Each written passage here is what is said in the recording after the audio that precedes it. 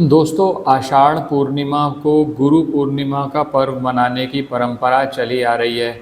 बहुत ही ख़ास दिन होता है और इस बार इसलिए भी ज़्यादा ख़ास हो जाएगा क्योंकि गुरु पूर्णिमा या आषाढ़ पूर्णिमा इस बार 10 जुलाई को मनाई जा रही है, जिस दिन गुरुवार है, जो गुरु से संबंधित दिन ही है। तो बहुत महत्वपूर्ण हो जाता है क्योंकि गुरु पूर्णिमा के दिन एक ऐसा अवसर मिलता है कि अपने सभी गुरुओं के प्रति आप एक अपना आभार व्यक्त कर लें। और दोस्तों, वैसे भी अगर हम लाल किताब की बात करी जाए तो गुरु ग्रह को किस्मत से संबंधित माना जाता है। गुरु अगर आपका अच्छा है तो किस्मत का लाभ मिलता रहता है। और दोस्तों, ये आप समझ सकते हैं कि आपकी अगर किस्मत अच्छी है तभी आपको गुरु अच्छा मिलता है।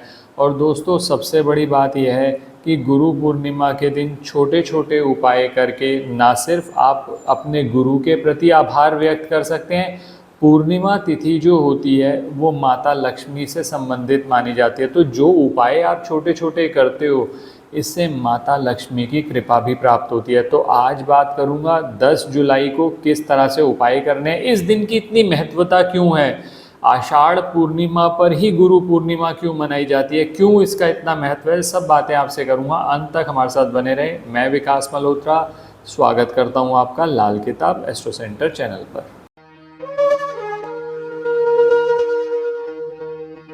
अब दोस्तों, सबसे पहले बात कर लेता हूं पंचांग की। 9 जुलाई को रात्रि 1:36 पर पूर्णिमा तिथि प्रारंभ होगी और ये चलेगी 10 जुलाई तक रात्रि 2:06 तक। अब दोस्तों, उदया तिथि के हिसाब से 10 जुलाई को गुरु पूर्णिमा मनाना सबसे ज़्यादा उपयुक्त रहेगा। जो मैं आपसे उपायों की बात कर रहा हूँ वो सभी के सभी हम 10 जुलाई को करेंगे। अब दोस्तों, सबसे पहले यहीं से बात शुरू करते हैं कि आषाढ़ पूर्णिमा पर ही हम गुरु पूर्णिमा क्यों मनाते हैं। क्योंकि आषाढ़ पूर्णिमा तो ऐसी समय पर आती है जब आसपास चंद्रमा के आसपास बादल घिरे हों। वो काले काले बादल वो चंद्रमा को कहीं ना कहीं घेर लेते हैं। दोस्तों, इसका रिलेवेंस ये है कि जो गुरु है वो है चंद्रमा जैसा। उसके पास जितना भी कुछ है उसने परमात्मा से वो चीज़ प्राप्त करी है, वही चीज़ आपको लौटा देता है। और शिष्य हैं वो आषाढ़ के बादलों की तरह जो अंधकार से घिरे हुए हैं। और गुरु तभी महत्वपूर्ण होता है कि जब ऐसे अंधकार में भी वो चमकता रहे और जो उसने परमात्मा से प्राप्त किया है वो आपके साथ शेयर करे।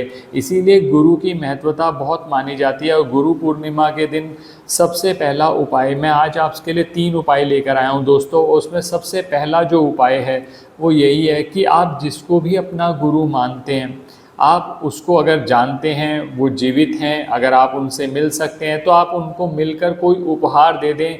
उन्होंने जो अब तक आपके साथ आपको दिया उसका आभार प्रकट कर दें। और कुछ नहीं हो सकता दोस्तों, तो इतना तो आप कर ही सकते हैं कि मन ही मन एक बार उनका ध्यान करते हुए जो चीज़ आपने उनसे प्राप्त की है उसका धन्यवाद दे दें। यहीं से दिन शुरू होगा सबसे पहले हमारा गुरु पूर्णिमा का। और छोटा सा कार्य ये कर दीजिए, हम मान के चलते हैं कि पीपल के वृक्ष में गुरु का वास होता है। गुरुवार वाले दिन वैसे भी पीपल के वृक्ष पर जल चढ़ाना बहुत अच्छा माना जाता है। अपने गुरु का स्मरण करते हुए आप ये कर सकते हैं कि एक थोड़ा सा जल बना लीजिए, एक स्टील का लोटा लीजिए, उसके अंदर थोड़ा सा दूध डाल लीजिए, तो उसके अंदर जल डालिए, उसमें हल्दी पाउडर डाल के थोड़ा सा मीठा डाल के पीपल के वृक्ष पर चढ़ा दीजिए।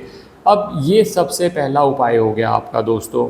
अब दूसरा जो उपाय है दोस्तों, गुरु पूर्णिमा के दिन हमने अपने गुरु का स्मरण करते हुए 5 दीपक जलाने हैं। ये 5 दीपक बहुत महत्वपूर्ण है। दीपक क्यों जलाने वो कह रहा हूँ, क्योंकि गुरु अगर आप शब्द देखें, गु का मतलब होता है अंधकार और रू का मतलब दूर करने वाला। यानी गुरु वो व्यक्ति है जो आपके किसी भी अंधकार को दूर कर रहा है। तो दोस्तों, अंधकार को दूर करने के लिए वैसे भी हम दीपक जलाते हैं। तो गुरु को धन्यवाद देने के लिए, गुरु का स्मरण करते हुए हम 5 दीपक जलाएंगे। और 5 दीपक वैसे भी ये पूर्णिमा पर ये दीपक जलाना दोस्तों माता लक्ष्मी की कृपा दिलाता है। तो धन से संबंधित लाभ भी हो गया और गुरु के प्रति आभार भी प्रकट हो गया। और दोस्तों, हम ये सारे उपाय करेंगे बृहस्पतिवार को, तो हमारे गुरु ग्रह के भी अच्छे रिजल्ट मिलेंगे। अब ये 5 जगहें कौन कौन सी हैं वो नोट कर लीजिए।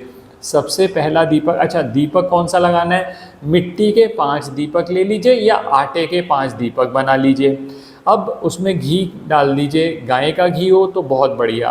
5 दीपक में घी डाल लिया। पहला दीपक आप अपने घर के मंदिर में प्रज्वलित करिए, ये एक हो गया। दूसरा अपने घर रसोई घर के अंदर करिए, 2 हो गए। तीसरा आपकी मेन एंट्रेंस गेट जहाँ से आप अपने घर के अंदर आते हैं वहाँ प्रज्वलित करिए। चौथा माँ तुलसी के सामने, माँ तुलसी के सामने जब आप दीपक प्रज्वलित करें तो खास कर आप धन प्राप्ति में अगर आपके बाधाएं आ रही है, क्योंकि इस आज की डेट में बहुत बड़ी समस्या है धन की, लोगों को कर्ज में फंसे हुए हैं, पैसा फंसा हुआ है, तो प्रार्थना जरूर करिएगा। ये चौथा दीपक आपने जला दिया। 5वां दीपक दोस्तों पीपल के वृक्ष के सामने जलाना है। मैंने पीपल की महत्वता आपको बता ही दी।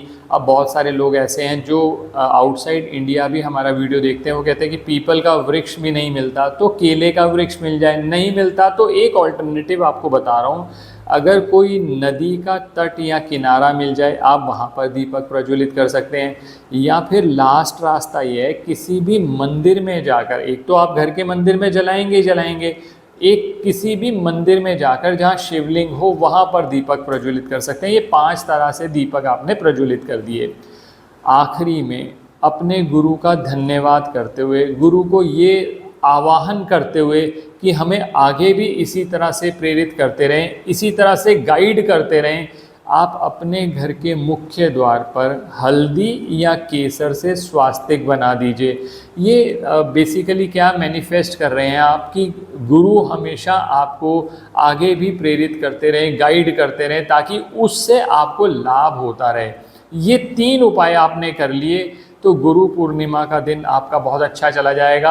आखिर में दोस्तों, जिन लोगों का चंद्रमा बहुत ज़्यादा ख़राब है, मानसिक समस्याएं बहुत ज़्यादा रहती हैं, पूर्णिमा के दिन मैंने हमेशा अपने वीडियोस में बताया है, छोटा सा उपाय ज़रूर करा करिए।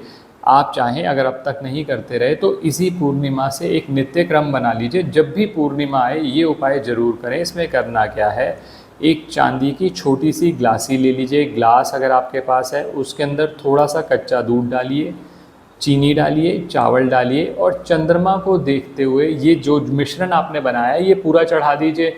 अगर आप मंत्र बोल सकते हैं, ओम सोम सोमाय नमः, वो मंत्र बोल सकते हैं, ओम नमः शिवाय मंत्र बोल सकते हैं। इसको जब आप नियमित तौर पर करेंगे हर पूर्णिमा को, तो जो मानसिक समस्याएं आ रही हैं, बहुत सारी समस्याएं आजकल बच्चों को आ रही हैं, स्ट्रेस बहुत ज़्यादा रहता है, एंग्जाइटी रहती है, कहीं ना कहीं पढ़ाई से लेकर चिंता बनी रहती है, तो ये छोटा सा कार्य जब चंद्र उदय हो जाए रात के समय, तब आप ये उपाय ज़रूर करिएगा। ये एडिशनल उपाय किया जा सकता है अगर आप अपनी मानसिक स्थिति या मानसिक परेशानी से जूझ रहे हैं, बार बार डिप्रेशन की समस्या आ रही है, ये आपको बहुत लाभ करेगा। आशा करता हूँ दोस्तों वीडियो पसंद आया होगा। अगर वीडियो पसंद आया तो लाइक करें, बाकी लोगों के साथ भी शेयर करें। चैनल पे नए हैं, अब तक सब्सक्राइब नहीं किया तो प्लीज़ सब्सक्राइब कर दें, बेल बटन को पुश करना ना भूलें ताकि समय पर वीडियोस की नोटिफिकेशन आपको आती रहे। किसी भी तरह के ज्योतिषीय परामर्श के लिए हमारी वेबसाइट्स पर विजिट करके अपॉइंटमेंट बुक कर सकते हैं, जिनका लिंक डिस्क्रिप्शन में दिया हुआ है। धन्यवाद दोस्तों।